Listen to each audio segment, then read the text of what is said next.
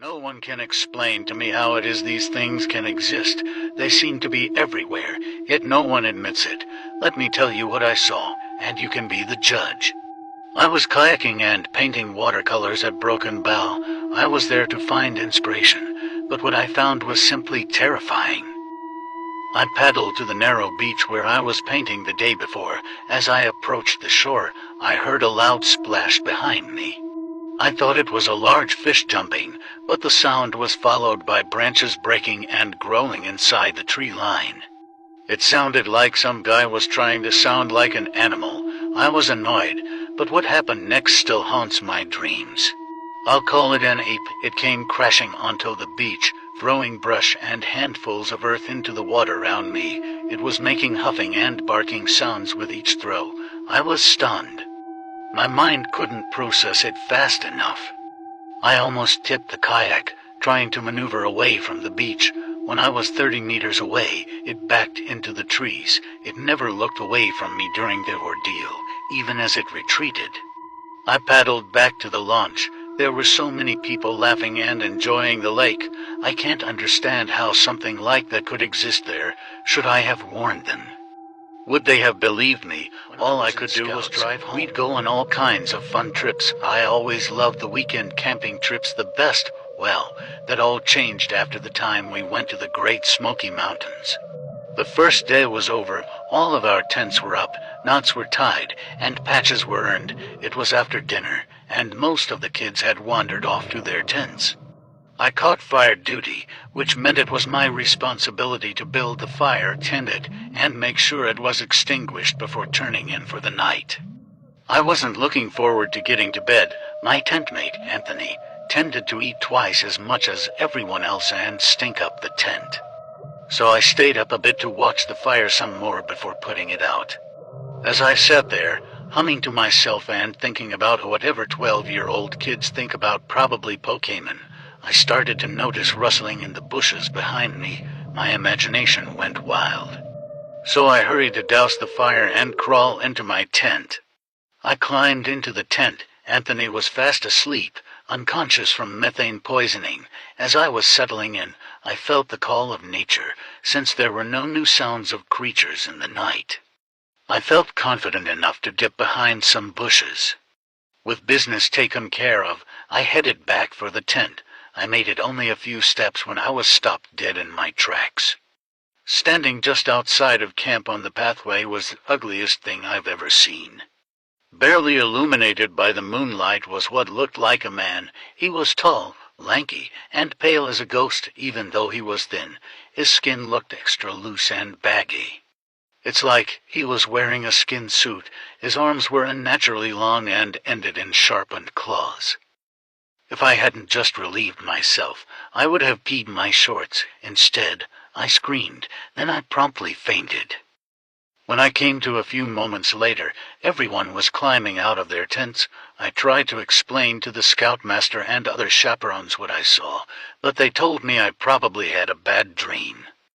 I haven't told that story to many people since then. No one believes it. And frankly, I dropped my girlfriend off at home. It was dark, and I had a long drive through the country. I'm shaking now when I think of what happened that night. Halfway home, I saw something stretched across the road. I slowed way down to get a better look. It was long and white. At first, I thought it was a sheet or tarp. I rolled to a stop around 20 yards away. Maybe it was a pile of carpet scraps. Then it stood up. It had the shape of a man, but it was incredibly tall and thin. Its arms were long, with its hands by the knees. I caught movement out of the driver's side window, so I turned to look. Nothing. When I brought my attention back to the thing in the road, it was gone. The hair stood up on the back of my neck. My truck bounced slightly. I peered into the rear-view mirror. The creature was leaning over the tailgate. Its eyes glowed red from the brake light. Its mouth hung open, and I could see 2 rows of sharp teeth, like a shark. I felt like it was looking right at me. I floored the gas pedal. The tires squealed, and then the truck lurched forward. I almost veered off the road. I must have set some kind of land speed record getting back home. I haven't told anyone this story because I know no one would believe me. Since then, I've never taken the back roads at night. I've experienced many episodes, but this is the time I've felt most afraid. Firstly, I don't have any roommates that could try to scare me. So I know it's either real or I've lost it. I was in bed about to doze off when I had a sinking feeling that came out of nowhere. This happened before, and I got into the habit of saying in my head, "Go away. You aren't welcome here." That usually works. Not this time. This time, I got a reply. It was inside my mind. The voice was deep and clear. It said, "You think you know, but you have no idea." I sat upright in bed and looked around. I saw nothing. I decided it was better to sleep at a friend's house that night. I still live in that apartment. Paranormal things continue to occur. I've mostly gotten used to it. I haven't heard that voice since, but there have been others. I lived in this old plantation house out in Creedmoor, and during the summer break, our folks would drop us kids off for a couple of weeks. It was the perfect spot for running around and having a great time, especially inside the big house. My brother and I bunked in the same room while my sisters slept down the hall. Our room had a door that opened up to an attic situated right over the kitchen, but it was jam-packed with old furniture and boxes overflowing with papers, so I never ventured too far in. One night, I woke up suddenly, sweating and with my heart beating fast, just like in one of those falling dreams. My brother was out like a light, and I lay there trying to remember what I'd been dreaming about when I heard something that gave me a start. Thud. Moan. Another thud. Someone was pacing in the attic, wearing boots and crying. The thudding got louder, and I could hear heavy breathing. My mind was racing with thoughts of all kinds of spooky things that could be lurking up there. The noise turned into a loud banging, and suddenly something broke, sounding like glass shattering. I pulled the covers over my head, and the thumping stopped. I was so scared it was going to get me, but I lay there until I drifted off. The next morning, we were all at the table, and Grandma was making pancakes while Gramps was there, too. I told them all about the sounds I heard, and us kids started talking about what it could have been. I noticed my grandparents exchanging glances like they knew something. They assured us there was nothing in the attic except old stuff, and that maybe we could move to another room on the other side of the house. I didn't hear anything else that summer, but I still wonder what it could have been. Logging road east of Whitingham, BT. It ran through a thick tract of forest, connecting to county roads. I used to walk it often, but after this, I never went back alone or without protection. I was about a mile from where the road ended, enjoying the late afternoon light coming through the trees. I caught some movement around a bend ahead of me through the foliage. It was 3 large dogs, more than 100 pounds each. I don't know if they were coy dogs or just big mutts. I know all the local hippie dogs, but I didn't recognize these. The hair on my neck stood on end. They hadn't seen me yet, but they were excitedly sniffing back and forth across the path. When they came round the bend, one looked up at me, ears focused in my direction. The others did the same, all staring intently at me. They were 50 yards away at this point. I whistled and called to them, but there was no reaction. They were stiff as statues.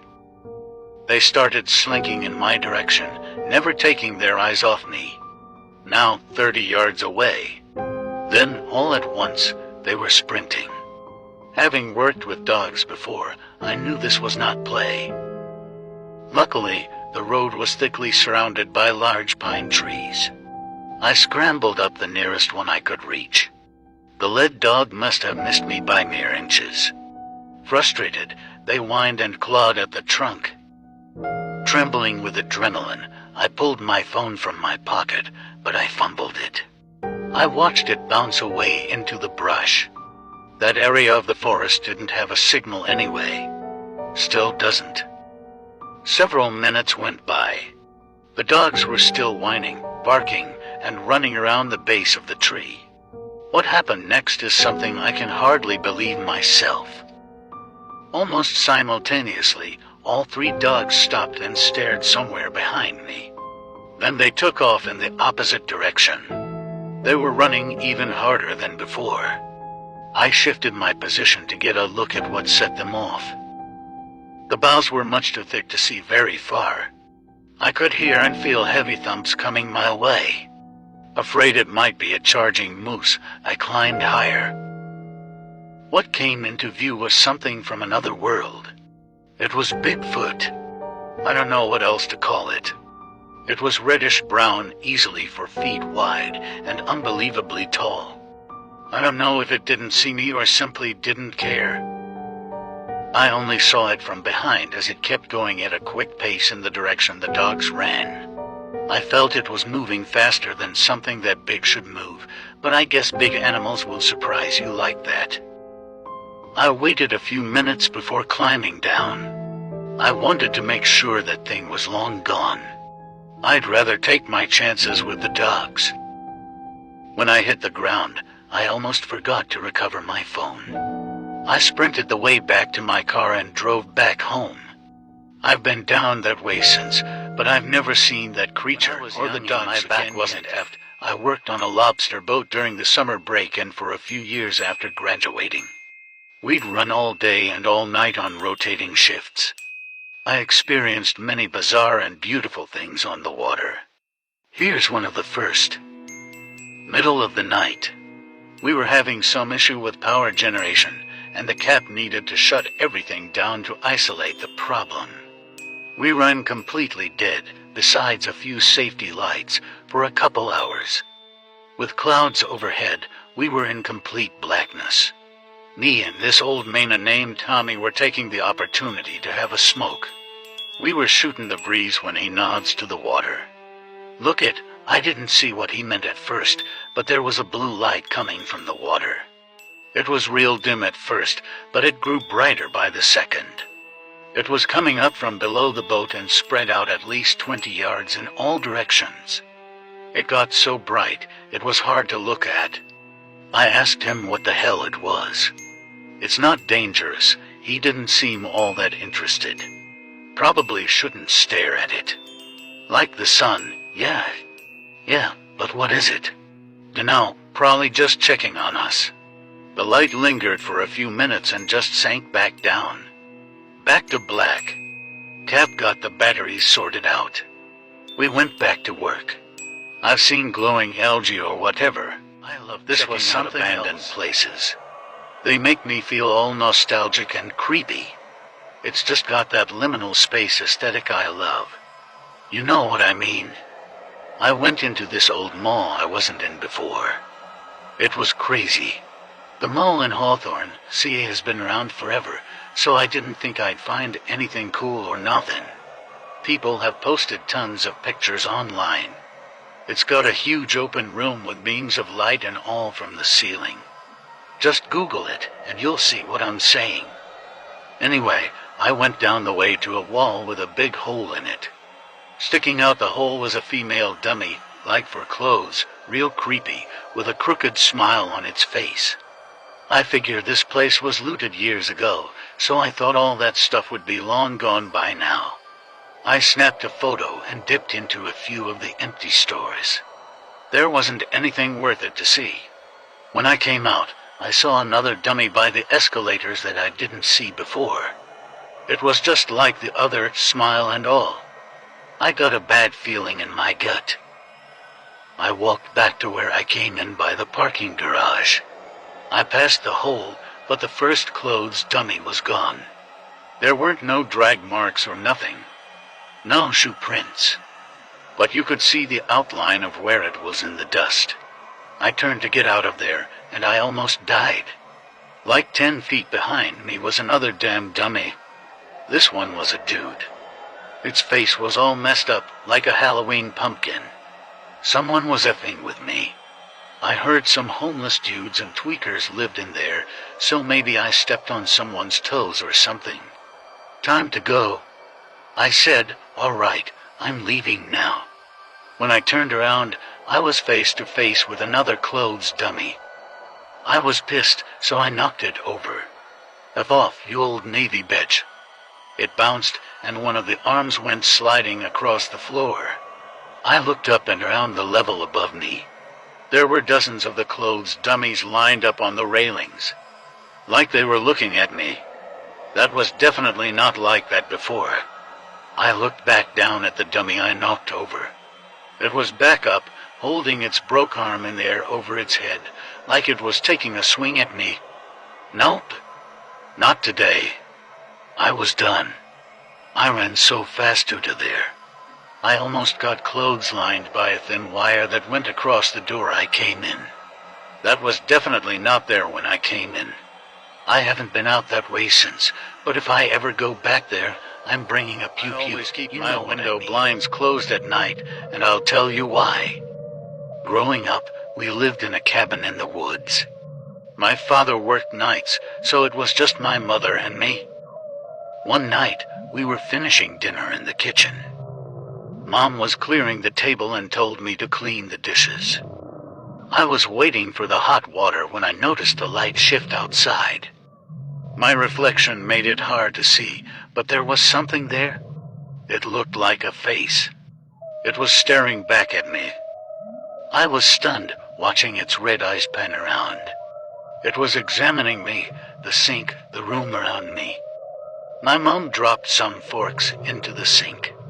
The clang snapped me out of it, and I stepped away from the window. When I felt safe, I looked back. It wasn't there anymore. I didn't say anything to my parents, because why would they believe me? I never saw it again, but I still keep my blinds closed at night to this day.